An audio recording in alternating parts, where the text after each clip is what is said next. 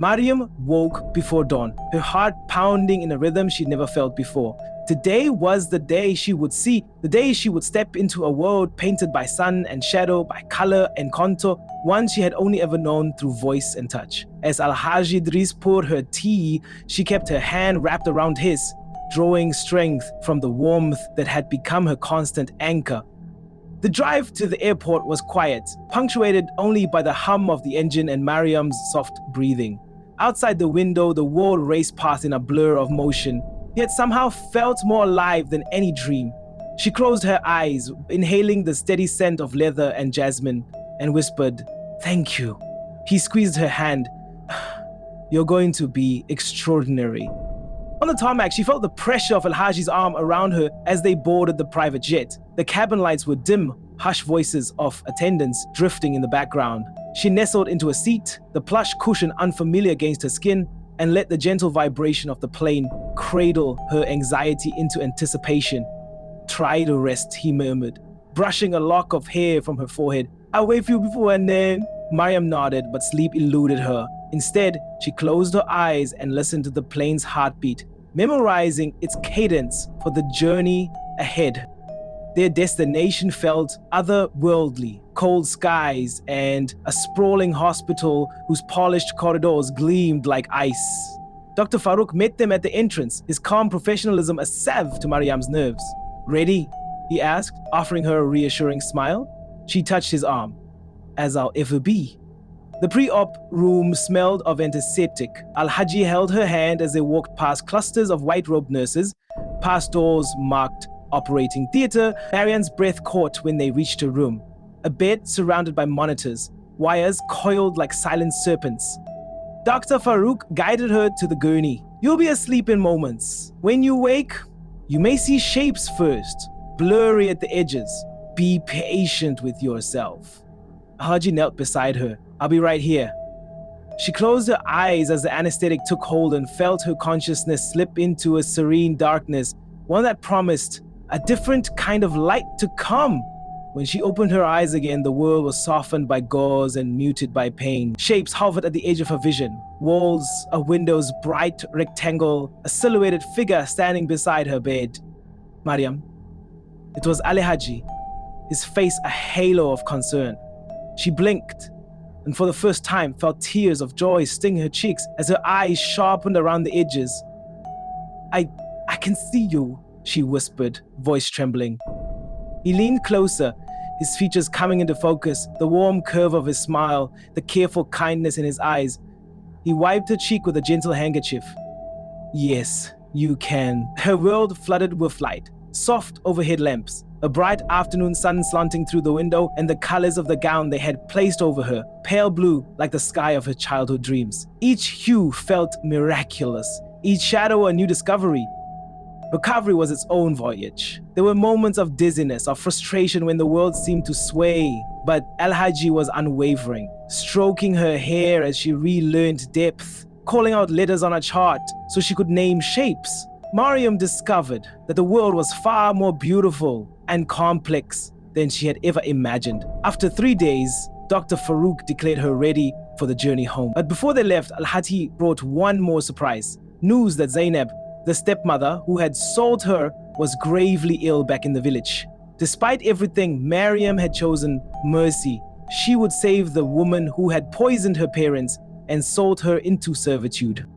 Tears blurred Mariam's vision as she listened for the first time to Zainab's feeble, rasping voice over the phone. "My child." "Why?" Mariam drew in a steady breath. "Because I've seen the world now, and I know what it means to be loved. I won't let hate blind me." Back at the mansion, the guest wing brimmed with activity. Doctors and nurses, handpicked by Alhaji, cared for Zainab in a bright room overlooking the garden. Mariam stood at her bedside, uncertain whether the woman before her was deserving of forgiveness. Zainab's once proud eyes were glassy and haunted, the woman's life hanging by a fragile thread.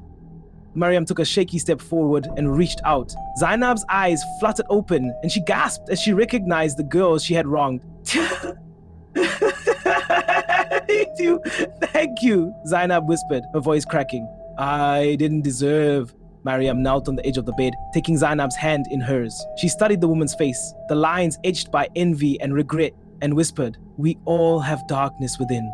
You once said, 'Spare the rod and spoil the child.' But mercy is the greatest teacher of all." Outside, a storm gathered, dark clouds rolling across the sky. Inside, two flawed souls faced each other in silence, bound by grief, guilt, and the fragile promise of redemption.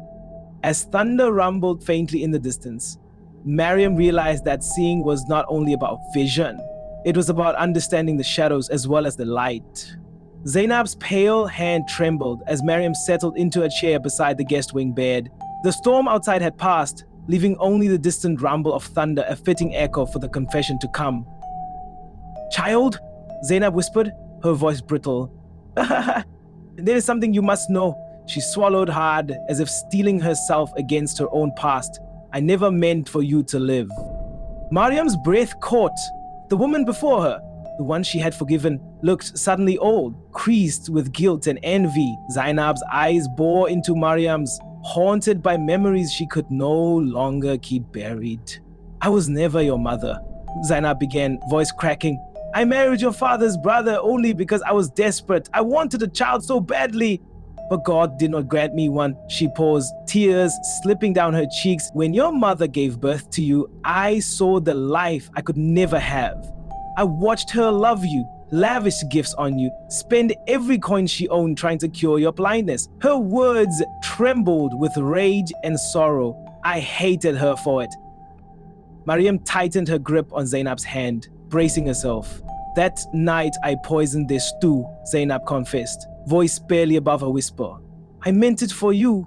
If you died, they would suffer. But the herbs were too strong. They killed your parents and left you alive, blinking in darkness." She buried her face in the pillow, sobbing. "Thought if I sold you into marriage, you'd vanish. I thought your new life would destroy you. I was certain nobody would mourn a blind girl who'd lost everything." Mariam closed her eyes, the last of her tears mingling with exhaustion and pity. She remembered the long years of abuse, the starvation, the beatings, the taunts, and now heard the depth of Zainab's jealousy laid bare. Yet, in that moment, the memory of her parents' love called her back to mercy. Before Mariam could speak, the door opened quietly and Alhaji Idris entered. His silhouette framed by soft lamplight. He carried a small velvet box and wore an expression that blended solemnity with warmth. "Mariam," he said gently. Zainab's words were brave and painful. "She's confessed the greatest wrong one human can do to another." He turned to Zainab and placed the box in her trembling hand. "But there is another truth you must hear." Mariam watched as Zainab's fingers pried open the box. Inside lay a gold ring set with a single emerald. Its smooth surface caught the lamplight like a promise. "This ring is not for me," Alhaji continued, stepping forward. "It is for my son." He met Zainab's startled gaze. "You are not marrying me. You were never my wife." His voice was gentle but carried the weight of finality. "Mariam was brought here as my son's bride to secure an alliance between our families and to show that mercy can bridge even the deepest wounds." Zainab's mouth fell open, the color drained from her face as understanding dawned. But I sold her to you," she stammered. You said she was to be your wife." Alhaji shook his head. "Only to protect her while arrangements were made. I could not reveal the true purpose, not until she was safe, loved, and strong." He placed a hand on Mariam's shoulder. "A blind bride for a blind bargain would have been vulnerability upon vulnerability. I needed you both to find trust first." Mariam's heart thundered. Betrayal and relief warred within her. Zainab's evil laid bare. And yet this new complication, her marriage, her future, rested in hands she had only just begun to trust. Zainab's confession, Alhaji's revelation, and the ring's cool promise all swirled into a single, breathtaking moment. Zainab sank back against her pillows, the ring slipping from her fingers onto the sheets. Her eyes filled with awe and despair. She had unleashed ruin upon two families, only to be offered a chance at redemption she neither expected nor felt worthy to receive. Mariam closed her eyes against the unfolding storm of her own thoughts. A life once sold for cruelty was now being guided toward purpose. As she opened her eyes and looked at Zainab's broken form, and then at the ring pulsing with promise, One question seared through her. Could she truly embrace a future bound by blood and mercy when every promise now felt as fragile as glass? Mariam was arranging freshly laundered sheets on the guest wing's veranda when she heard soft footsteps approach, lighter than Alhaji's, more hesitant. She stiffened, brushing her hands on her skirt, and waited. "Good afternoon, Mariam." The voice was familiar, yet distant, tenor and trembling. She turned toward the sound, her heart fluttering. "Who is there?" "It's me." He stepped into the sunlight, and for the first time, she saw him clearly. Tall, lithe, with kind eyes that flickered as he swallowed his words. "My name is Hassan." Mariam's breath caught. Hassan ad-Din, her mysterious benefactor? The one whose car had appeared that stormy night when she hawked fried plantains by the roadside, her baskets balanced on her head and fear weighing her heart? The same driver who'd offered her a ride, who guided her safely past unseen potholes and lurking thieves?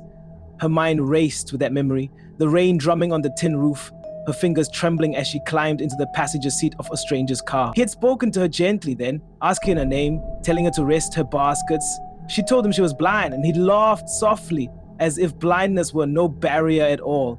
She'd felt drawn to him then, though she didn't understand why. "You," Mariam's voice faltered. "You were the one." He inclined his head, eyes glistening. "I was. That night, I watched you struggle in the dark. Yet your spirit shone brighter than any lantern. I wanted to help you, but I didn't know how.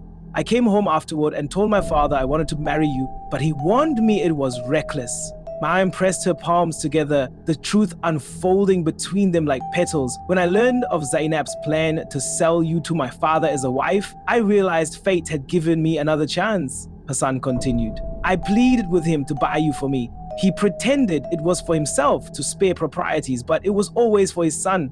He held out his hand, palm up. "And when I heard you'd agreed to mercy for Zainab, I knew you truly were the woman I had fallen in love with." Mariam's heart thundered so loudly she feared he'd hear it. "But you left," she whispered. "You weren't here when I regained my sight." He swallowed, voice tight. "I had to see who you truly were, beyond beauty, beyond blindness. I traveled on business to observe your strength from afar. I asked those who knew you, the maids, the gardeners, the doctors. They spoke of your kindness, your courage, how you forgave the woman who poisoned her own kin." She closed her eyes, recalling the moment she chose mercy over vengeance. Now she understood why he had stayed away, to test her heart as she'd tested her own in mercy's name. "And you passed," he said softly. "My father and I arranged everything. The marriage contract, the treatment for your eyes, your introduction into our family, all to give me the chance to know you first." He stepped closer, lowering his voice. "Mariam, will you marry me? Truly, this time, as my wife and partner?" Her pulse stuttered. So much had happened. Betrayal and forgiveness, loss and rebirth. Yet in Hassan's steady gaze, she saw only hope. The man who once guided her through darkness was now asking to share her newfound light. She lifted her hand and placed it in his. "I." A breeze whispered through the garden, stirring jasmine petals at their feet. The late afternoon sun cast lattice-work shadows across their hands, as if the world itself held its breath. Would Mariam haven't seen the world and her own heart, except the love of the man who had driven her toward her destiny? Word of Mariam's engagement spread quickly through the mansion. Hassan insisted it be delivered gently to Zainab, whose recovery had given her just enough strength to sit up in bed. Mariam found her stepmother wrapped in crisp white linens, her face pale but serene. "Zainab," Hassan said softly, "she is to be my wife. Today you will give your blessing." Zainab's eyes, once cold and calculating, warmed with an unexpected light. She reached out, trembling, and took Mariam's hand in hers. Mariam knelt beside the bed, heart fluttering with gratitude and sorrow. "You have grown into a remarkable woman," Zainab whispered, voice fragile. "Your kindness, your mercy, it has outshone my darkest deeds. I bless this union with all that remains of my heart." Tears pooled in Mariam's eyes as Zainab pressed a gentle kiss to her forehead. For a moment, the past's cruelty seemed to dissolve. Two women bound not by blood, but by forgiveness and love. Outside the window, the late afternoon sun painted the garden in gold. Zainab managed a faint smile. I wish I could live to see you walk down the aisle, she murmured. Mariam gripped her hand. You will be with me in every step. But as evening shadows fell, Zainab's strength ebbed. She closed her eyes and exhaled one final, trembling breath, her body going still as a candle's flicker after its last whisper of flame. Mariam felt the world tilt. She pressed her face into Zainab's hand, crying out words of love and forgiveness. Hassan knelt beside her, wrapping his arms around her shoulders, offering silent strength. Later, after Zainab's peaceful passing, Mariam walked through the garden they had shared. First as prisoner and captor, then as caretaker and child. She collected white blossoms from the hedges, tucking them into her hair as she whispered, "Thank you for teaching me mercy." The wedding was simple and radiant. In the courtyard, lanterns swung gently from the trees, and jasmine vines wound around wooden arches. Hassan waited at the altar in a crisp suit, his eyes bright with anticipation. The guest friends, staff, and the few relatives who remained stood in hushed wonder as Mariam appeared, dressed in a flowing gown of ivory silk. Her veil was translucent enough to reveal her eyes that had once known only darkness, now shining with joy. She walked slowly, each step guided by Hassan's steady hand, each breath carrying the memory of every hardship she had overcome. When they reached each other, Hassan lifted her veil and kissed her softly. Their guests erupted in applause, but for Mariam there was only the quiet echo of one thought: even in darkness, mercy can light the way. As they exchanged vows promising love, compassion, and unwavering support, Mariam felt Zina's blessing in every word.